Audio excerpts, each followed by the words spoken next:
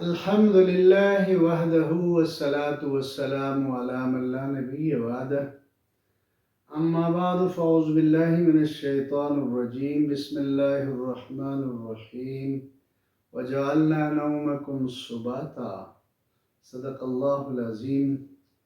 معزز سامعین، مختلف شعبۂ زندگی کے بارے میں ہم گفتگو کرتے ہیں اور اس کے آداب کو جاننے کی کوشش کرتے ہیں. پھر آپ کی خدمت میں ہم پیش کرتے ہیں. اللہ تعالی ہمیں اس پر عمل کی توفیق عطا فرمائے. سونے جاگنے کے آداب کے کچھ حصے 3 جنوری سے پہلے والے پروگرام میں ہم نے آپ کی خدمت میں پیش کی تھی، اور اس کا کچھ حصہ انشاءاللہ تعالی ہم آپ کے سامنے آج پیش کریں گے. اللہ تعالی ان پر عمل کی توفیق ہمیں عطا فرمائے. معزز سامعین، نبی کریم صلی اللہ علیہ وسلم کی یہ سنت ہے، جب نبی کریم صلی اللہ علیہ وسلم سونے کے لیے بستر پر تشریف لاتے تو قرآن مجید کا کچھ حصہ ضرور پڑھ لیا کرتے تھے. خصوصاً نبی علیہ السلام سونے سے پہلے سورہ تبارک الذی اور سورہ حامیم السجدہ کی سورۃ السجدہ کی نبی علیہ السلام تلاوت فرمایا کرتے تھے. اسی لیے نبی کریم صلی اللہ علیہ وسلم یہ ارشاد فرمایا کرتے تھے کہ قرآن مجید کے کچھ حصہ سونے سے پہلے ضرور پڑھ لیا کرو، اللہ تعالیٰ اس کی وجہ سے ساری رات آپ کی حفاظت فرمائیں گے. یہ یعنی تھوڑی بہت تلاوت کر کے سونے سے پہلے اپنی عادت ڈالنے کی ضرورت ہے. یہ آداب میں سے ہیں، حضور کی سنت بھی ہے. حضرت عائشہ صدیقہ رضی اللہ تعالی عنہ فرماتی ہیں کہ جب نبی کریم صلی اللہ علیہ وسلم بستر پر تشریف لاتے تو قل هو اللہ کو 3 مرتبہ بسم اللہ کے ساتھ پڑھ لیتے اور معوذتین کو 3 مرتبہ بسم اللہ کے ساتھ پڑھ لیتے. پھر اپنے ہاتھوں پر دم کر کے اپنے جسم کے ظاہر والے حصے میں ان کو پھیر دیا کرتے تھے. اور یہ نبی علیہ السلام کی مستقل سنت ہے، اور یہ شمائل ترمذی میں بھی یہ روایت موجود ہے، بخاری شریف میں بھی یہ روایت موجود ہے. پھر جب ہم سونے لگتے ہیں تو اللہ کے نبی صلی اللہ علیہ وسلم کا یہ طریقہ تھا کہ دائیں ہاتھ کو دائیں رخسار کے نیچے رکھ کر آپ صلی اللہ علیہ وسلم دائیں کروٹ پر لیٹا کرتے تھے، سویا کرتے تھے. حضور صلی اللہ علیہ وسلم سونے سے پہلے اللہم باسمک اموت و احیا، یہ مختصر دعا اور کبھی کچھ لمبی دعائیں بھی ہیں، ان کو حضور اقدس صلی اللہ علیہ وسلم پڑھ لیا کرتے تھے. نبی کریم صلی اللہ علیہ وسلم کی سنت یہ ہے کہ دائیں کروٹ پر لیٹا جائے، لیکن اگر کوئی بائیں کروٹ پر بھی لیٹے یہ ناجائز نہیں ہے. اور سیدھا آسمان کی طرف منہ کر کے لیٹنا بھی، چت لینا جس کو کہتے ہیں، یہ بھی جائز ہے. لیکن الٹا لیٹنا انتہائی ناپسندیدہ ہے. پیٹ کے بل آدمی لیٹ جائے، حضور صلی اللہ علیہ وسلم نے اس کو انتہائی ناپسند کیا ہے. فرمایا کہ یہ لیٹنے کا طریقہ شیطان کا تو ہے، رحمان کا اور اللہ کے نبی کا یہ طریقہ نہیں ہے. اور یہ بھی جو نا سونے کے آداب میں سے ہے کہ وہ سونے سے پہلے کسی ہوادار جگہ کا انتخاب کر کے اپنے لیے آرام کرنے کی ضرورت ہے. آپ ہوادار جگہ میں سونے کے لیے انتظام کریں. بند کمروں میں سونے سے انتہائی جس میں کوئی ہوا نہیں آتی، تازی ہوا اس کے اندر نہیں آتی، یا تازی ہوا کے نہ آنے کی وجہ سے انسانی صحت کا نقصان ہو جائے گا. اس لیے بہتر یہ کہ ہوادار کمروں میں اپنے لیے سونے کا انتظام کرنا چاہیے. منہ لپیٹ کر نہ سوئے، کوئی چیز اپنے منہ کے اوپر لپیٹ کر سونا پسندیدہ نہیں، اس کی وجہ سے صحت خراب ہو سکتی ہے. اور کھلے آسمان کے نیچے سونے سے بھی پرہیز کرنے کی ضرورت ہے، خصوصاً ایسی چھتوں پر جس کے جو نا آس پاس 4 دیواری کی دیواریں نہیں ہیں، وہاں سونا پسندیدہ نہیں ہے. اس سے اپنے آپ کو بچانے کی ضرورت ہے.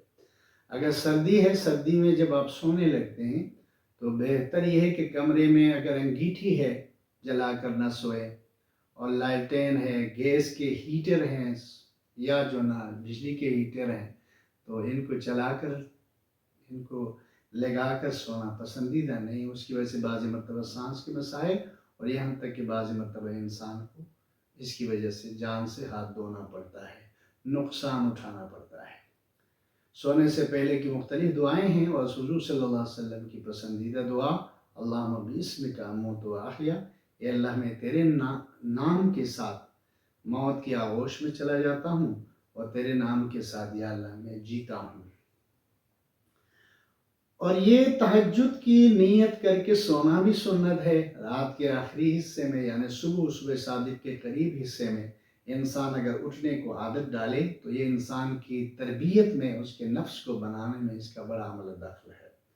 اسی لیے حضور اقدس صلی اللہ علیہ وسلم پر تہجد کی نماز فرض تھی، اور ہمارے لیے انتہائی پسندیدہ نفل نماز ہے، اور اس کے بہت زیادہ برکتیں ہیں، خصوصاً انسانی نفس کی تربیت میں اس کا بڑا حصہ ہے۔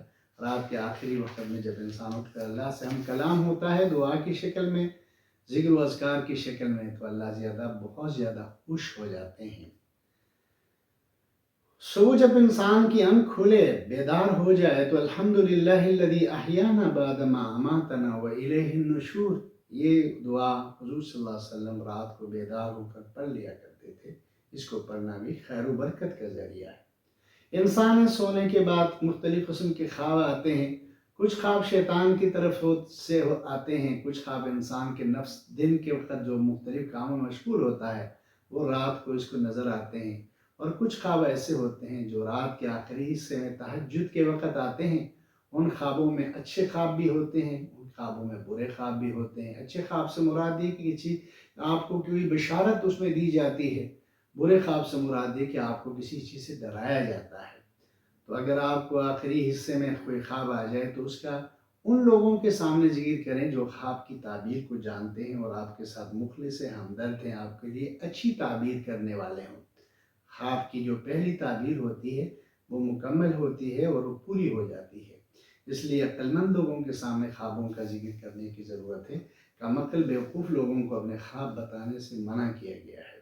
شیطانی خواب اگر آ جائیں تو ان خوابوں کو دیکھنے کے بعد انسان کو 3 مرتبہ اعوذ باللہ من الشیطان الرجیم کے بائیں طرف تھوکنے کی ضرورت ہے۔ 3 مرتبہ تھو کرے، اس سے ان خوابوں کی شرارت سے انسان محفوظ ہو جاتا ہے۔ اور ڈراؤنے خواب جتنے بھی ہیں ان سے اس ترتیب سنت پر عمل کرنے سے انسان محفوظ ہو جاتا ہے۔ اور یہ بھی سونے کے آداب میں سے ہیں کہ نبی کریم صلی اللہ علیہ وسلم جب کوئی صبح کے وقت حضور صلی اللہ علیہ وسلم اپنے صحابہ کرام کی طرف منہ کر کے بیٹھتے تھے اور ان سے خواب پوچھ لیتے تھے، پھر آپ سے ان کی تعبیر بھی بتایا کرتے تھے۔ اور یہ بھی سونے کے آداب میں سے ہے کہ خواب میں ڈر جائیں یا کبھی پریشان کن حالات پیدا ہو جائیں تو خوف اور پریشانی کو دور کرنے کے لیے اعوذ بکلمات اللہ التامہ من غضبہ ومن عقابہ ومن شر عبادہ ومن همزات الشیاطین وان یحضرون، ایک لمبی سی دعا ہے۔ یہ اگر آدمی پڑھے تو اللہ تعالیٰ اس کو سوتے وقت جو برا خواب آیا ہے اس کی نحوست سے محفوظ کرتا ہے۔ تو جب انسان صبح ان آداب کا لحاظ کر کے اپنی نیند پوری کر لیتا ہے تو اللہ کا شکر کرنے کی ضرورت ہے۔ اس کی صحت بھی اللہ تعالیٰ اس کے ساتھ وابستہ کر دیتے ہیں، اور اس کو ان دعاؤں ان آداب کا خیال رکھنے کی وجہ سے پرسکون نیند بھی میسر ہوتی ہے، راحت بھی ملتی ہے۔